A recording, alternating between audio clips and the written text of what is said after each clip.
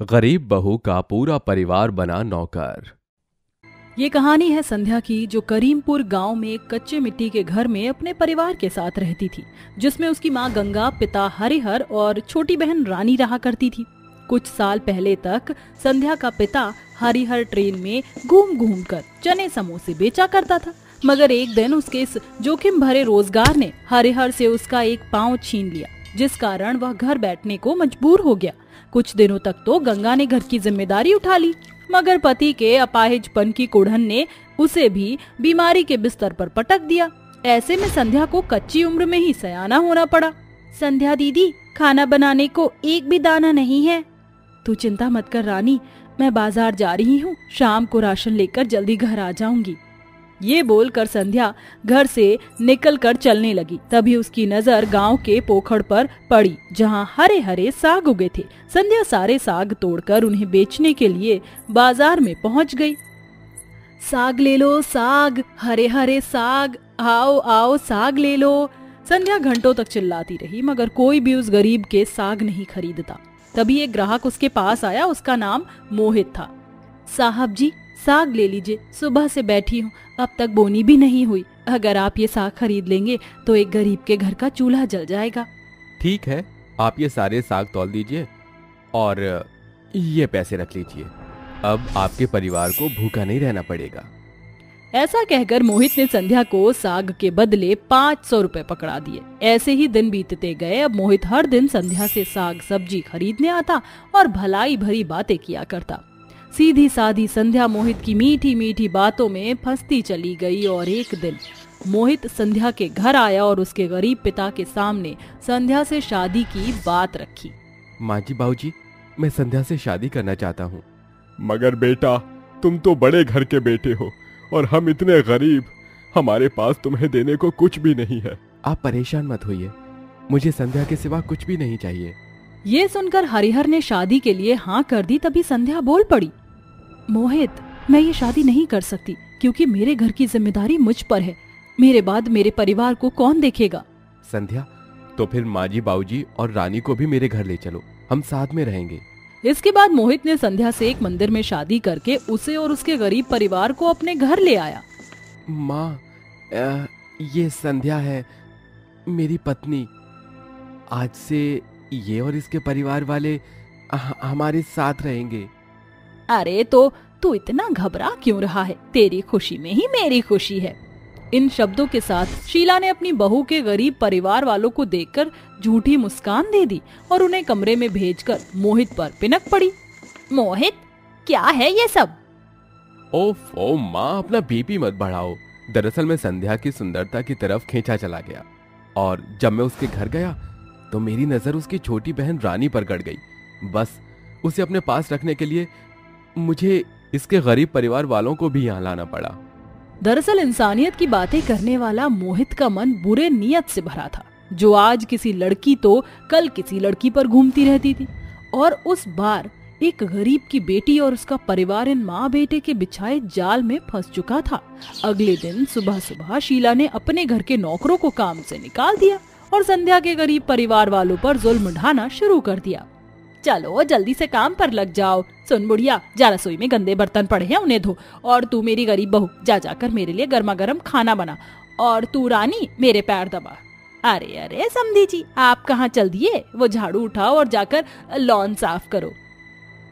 मगर माँ जी, पिताजी कैसे काम करेंगे? वो अपाहिज है। हाँ, मगर एक पाँव तो सलामत है। और एक बात कान खोल कर सुन कि मेरी गरीब बहू, अगर तुझे ये लगता है कि तेरे मायके वाले यहाँ मजे से रहेंगे तो ये अपने मन की मिठाई खा जाना, क्योंकि मेरे होते हुए मैं तेरे गरीब मायके वालों को मुफ्त की रोटियां नहीं तोड़ने दूंगी। चलो अब काम पर लग जाओ। शीला की झड़प सुनकर बेचारी बहू का गरीब परिवार काम में लग गया और शीला उन्हें एक के बाद एक काम देती रही, जिसे देखकर संध्या का ससुर शंकर शीला से कहता है, अरे भाग्यवान, क्या हो गया है? बहू के मायके वाले हमारे घर के मेहमान हैं और तुम उनसे नौकर की तरह काम करा रही हो। अजी तुम चुप करो, मैंने कहा था क्या इन गरीबों को मेरे घर में आकर जम जाने को? इनके साथ यही सुलूक सही है। देखते ही देखते सूरज ढल गया और मोहित घर आया। तभी संध्या कमरे में आकर कहने लगी, मोहित जी, पता नहीं माँ जी को क्या हो गया है, वो मेरे घर वालों को सुबह से नौकर की तरह काम करा रही हैं। अरे तो इसमें कौन सी इतनी बड़ी बात हो गई? और मेरे पास इतना अंधाधुंध पैसा नहीं जो मैं तेरे गरीब मायके वालों का खर्चा भी उठाऊं और उन्हें मुफ्त का खिलाऊं, समझी? अब चल जा यहाँ से। मोहित ने झड़प कर संध्या को कमरे से भगा दिया। ऐसे ही दिन बीतता गया। एक दिन जब रानी मोहित के कमरे के आगे से गुजर रही थी, तभी मोहित ने उसे कहा, रानी जरा यहाँ तो आ। जी जीजा जी, कहिए। मेरे कंधे में बहुत दर्द हो रहा है, जरा ये बाम तो लगा देना। मोहित के इस कहे पर रानी हिचकते हुए बोली, जीजा जी मैं दीदी को भेज देती हूँ, वो मुझे काम करना है। अरे रुक यहीं, जितना कहा है उतना कर, समझी? वरना तेरी दीदी की खाल खींच लूंगा। नहीं जीजा जी, आप दीदी को मत मारना, मैं लगाती हूँ बाम। रानी मोहित को बाम लगाने लगी। तभी मौका पाकर मोहित ने रानी का हाथ पकड़ लिया। तभी संध्या वहां आ गई। रानी तू जा, माँ जी तुझे बुला रही हैं। उस दिन तो संध्या ने बहाने से रानी को बचा लिया, मगर अब मोहित किसी न किसी बहाने रानी को अपने पास बुलाता, जिसमें शीला उसका पूरा पूरा साथ देती। रानी, अरे ओ रानी। जी माँ जी, बुलाया? जा जरा मोहित का कमरा साफ कर दे और तुम तीनों जल्दी जल्दी हाथ चलाओ। संध्या हॉल की सफाई करने लगी, मगर उसका ध्यान अपनी छोटी बहन की ओर बटा हुआ था। तभी अचानक किचन में बर्तन मांज रही गंगा के हाथ से कांच का बर्तन फिसलकर टूट गया। तभी शीला गुस्से में लाल पीली होकर गंगा पर अत्याचार करने लगी। नास पीती गरीब बुढ़िया, कर दिया नुकसान, इतना महंगा कप तोड़ दिया। माफ कर दीजिए, गलती हो गई समधन जी, वो मेरा सर चकरा गया था इसलिए ग्लास टूट गया। ऐसे कैसे टूट गया? हाथों में दम नहीं था क्या? अब इसकी भरपाई तुम गरीबों को भूखा रहकर करनी होगी। कंजूस शीला एक ग्लास की कीमत वसूलने के लिए संध्या के गरीब परिवार वालों की पूरा दिन पूरी रात भूखा रखती है, जिस पर संध्या फूट फूट कर रोते हुए कहती है, हे भगवान, ये तो कैसे दिन दिखा रहा है। मेरी आंखों के सामने मेरा परिवार दाने दाने के लिए तरस रहा है और मैं लाचार कुछ भी नहीं कर पा रही। संध्या की बातें सुनकर शंकर को बहुत बुरा लगता है। तभी उसे रानी की चीखने की आवाज आती है और सभी मोहित के कमरे में इकट्ठे हो जाते हैं। रानी तू ठीक तो है? दीदी, जीजा जी ने मेरे साथ जबरदस्ती करने की कोशिश की। ये सुनकर शंकर मोहित को तेज थप्पड़ मारकर कहता है, बेशरम, घिन आ रही है मुझे तुझ पर कि मेरा खून इतना गंदा कैसे हो सकता है। तुम दोनों माँ बेटों के लिए अब एक ही जगह है। तुम्हारे पापों का घड़ा भर चुका है। आज मैं तुम्हें जेल भेज कर ही रहूंगा। शंकर गुस्से में पुलिस को फोन घुमाता है। थोड़ी देर में पुलिस वहां आ जाती है और शीला मोहित के हाथों में हथकड़ी लगा देती है। गरीब को गुलाम बनाने का बहुत शौक है ना तुम्हें? अब जब जेल की चक्की पीसनी पड़ेगी तब अकल ठिकाने आएगी। नहीं नहीं, मुझे जेल नहीं जाना, छोड़ो मुझे। इंस्पेक्टर साहब इन्हें छोड़ दीजिए। माँ तुम इन्हें मत छुड़ाओ, ये लोग तरस खाने लायक नहीं। नहीं बेटी, गलती हमारी है जो गरीब होकर हमने तेरा नाता एक अमीर घर से जोड़ा और ये आ गए, मगर अब हम चले जाएंगे। पुलिस शीला और मोहित को छोड़ देती है, जिसके बाद संध्या अपने परिवार को लेकर वहां से चली जाती है। तभी मोहित और शीला संध्या के गरीब परिवार वालों के पैरों में गिरकर माफी मांगते हैं। रुक जाइए, हमें माफ कर दीजिए, बहू मुझे माफ कर दे। समधन जी, समधी जी, मुझे आपके साथ नौकर का सलूक नहीं करना चाहिए था, मुझे माफ कर दीजिए, हम सब साथ मिलकर रहेंगे। हाँ संध्या, मुझे छोड़कर मत जाओ, मुझे अपनी गलती का एहसास हो गया है, रुक जाओ। संध्या बेटी, ये तेरा ससुराल है और बेटी के ससुराल में मायके वाले मेहमान होते हैं, इसलिए अब हमें जाना होगा। तू अपना रिश्ता संभाल, सदा खुश रह बेटा। संध्या को आशीर्वाद देकर हरिहर रानी और गंगा को लेकर चला जाता है। रानी अपने माता पिता की जिम्मेदारी उठाती है। वही वक्त के साथ संध्या भी सब कुछ भूलकर अपने रिश्ते की एक नई शुरुआत करती है। गंगा देवी का घर फूल लड़ियों से जगमगा रहा था। पूरा घर भी रिश्तेदारों से भरा हुआ था, मगर गंगा के मन में खुशी के बजाय आग लहक रही थी। उसकी आंखों के सामने उसका बेटा अनिल खड़ा था, जिसके बगल में अनिल की पत्नी बबीता खड़ी थी। उसने एक फीकी सी पुरानी साड़ी पहनी हुई थी, उसके हाथों में एक बक्सा था। गंगा तो बस बबीता पर कुड़कुड़ाई जा रही थी। अरे मेरे तो भाग्य ही फूट गए, इसके गरीब माँ बाप ने तो हमें ठग लिया। अरे दहेज में कुछ ना सही तो एक चेन अंगूठी दे देते। अनिल, मैं तुझसे पूछती हूँ, आखिर तुझे इस गरीब की बेटी में ऐसा भी क्या भा गया? ये सोच सोच कर बबीता का जी बैठा जा रहा था कि अभी तो अपने ससुराल के भीतर पैर भी नहीं रखा, तभी उसे अपनी सास से इतना सब कुछ सुनना पड़ रहा है। तो आगे आखिर क्या होगा? आखिरकार एक लड़की जब बहू बनती है तो कई सारे सपने अपने साथ लेकर आती है, मगर बबीता का सारा सपना सास की तीखी बातों से जैसे टूटकर बिखर गया था। तभी अनिल बबीता की आंखों में झांककर उसके आंसू भांप जाता है और बोलता है, माँ बस भी करो, बबीता के बाबूजी बहुत गरीब है बेचारे, कहाँ से देते तुम्हें भर भर के दहेज। हाँ भाग्यवान, अरे कुछ तो सोचो, हम भी एक बेटी के बाप हैं। एक गरीब बाप के लिए बेटी को ब्याहना पहाड़ जैसा मुश्किल होता है। बस बस, तुम दोनों बाप बेटे तो रहने ही दो।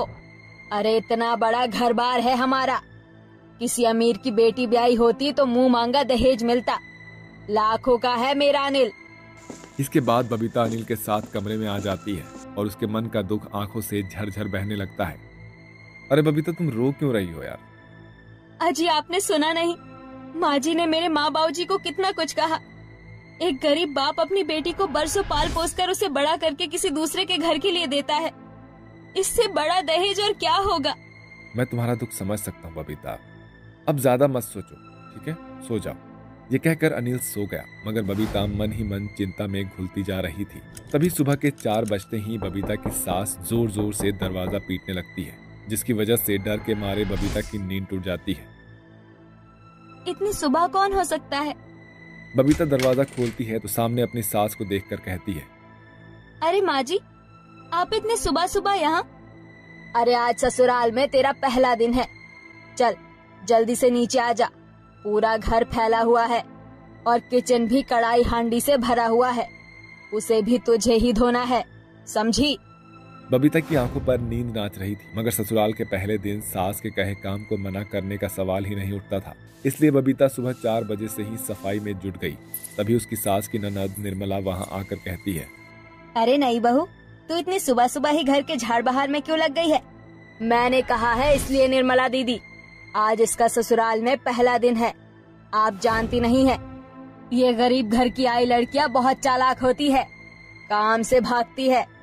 मगर गंगा भी कोई कच्ची खिलाड़ी नहीं, ना तो मैं इसे ढील छोड़ूंगी, ना ये आलस दिखाएगी। निर्मला को गंगा का अपनी बहू के प्रति अत्याचार भरा रवैया बहुत अखरता है, मगर वो खुद मेहमान बनकर उस घर में ब्याह में आई थी, इसलिए वो चुप रही। घर की साफ सफाई और शादी के ढेरों ढाक बर्तन मांझ बेचारी बहू का मन थक कर चूर हो जाता है। जिसके बाद गंगा बहू की पहली रसोई में उसे बहुत कुछ बनाने को कहती है।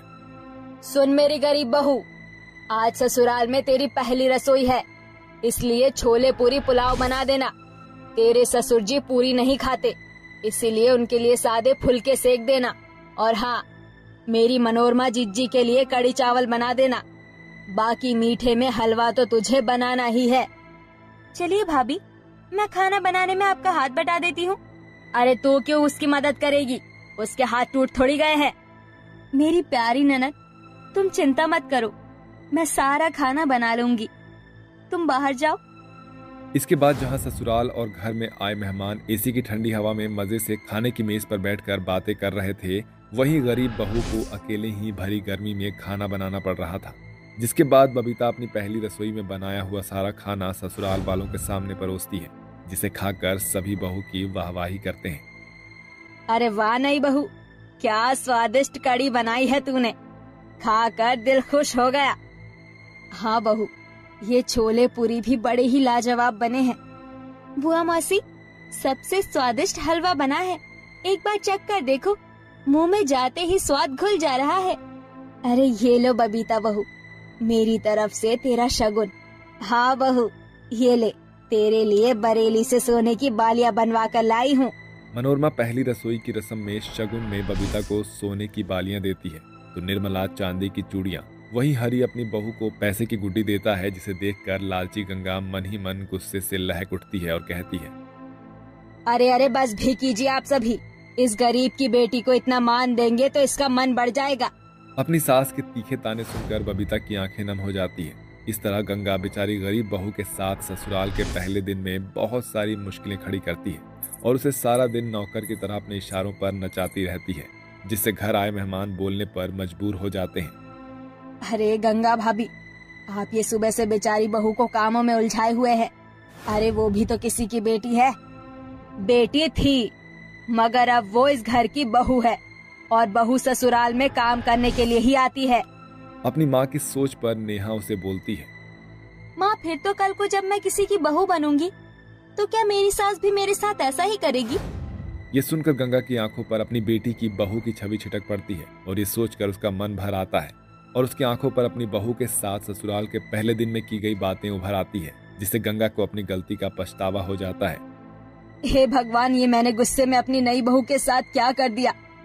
अपनी बहू के गरीब होने के कारण मैंने अपने मन में इतनी खटास भर ली कि उसके साथ घुलने मिलने की जगह उसे ये एहसास कराती रही कि ये उसका ससुराल है।